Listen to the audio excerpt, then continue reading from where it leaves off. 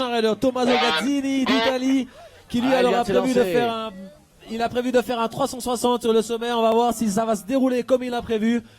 Donc un rider d'Italie qui a ridé pas mal hier, qui a fait un bon résultat. Ah, ça y est, il s'approche.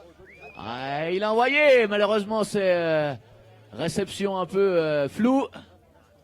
Malheureuse réception, ouais, c'est toujours un peu le problème quand tu prends des risques. Ça paye si tu passes et ça paye moins il vient si de tu perdre passes un pas. ski là, si je ne m'abuse. Ah non, pardon. Il vient de perdre un ski. Donc la partie, comme je l'ai exprimé à plusieurs reprises aujourd'hui, la partie donc qu'on voit sur la droite, le sommet droit de la montagne, est une partie avec une neige très difficile à rider aujourd'hui.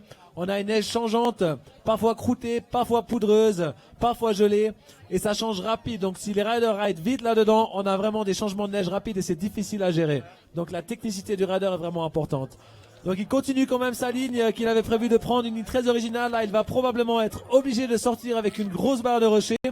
On va voir comment il va gérer ça. Donc là, il s'engage gentiment. On voit un gros slough descendre de la corniche. Ça va faire des belles images.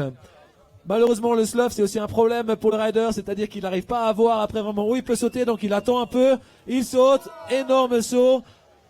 Réception un peu sur les fesses, mais quand même fluide, bien ressorti. C'était un run vraiment engagé aussi pour l'Italien.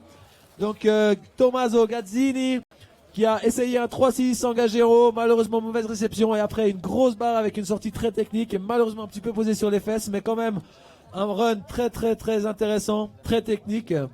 Les Italiens, ils commencent à aussi être assez forts sur le Freeride World Tour. On a eu très peu d'Italiens en fait sur le Freeride World Tour jusqu'à l'heure actuelle.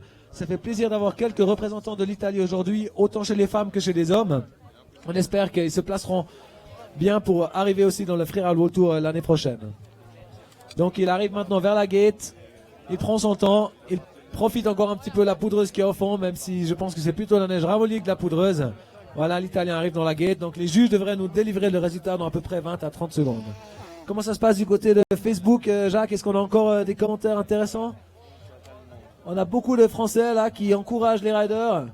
François Calaman, allez les frères Biasson, Dossard 25 et 3 en ski, ils vont tout lâcher, ça va envoyer du pâté.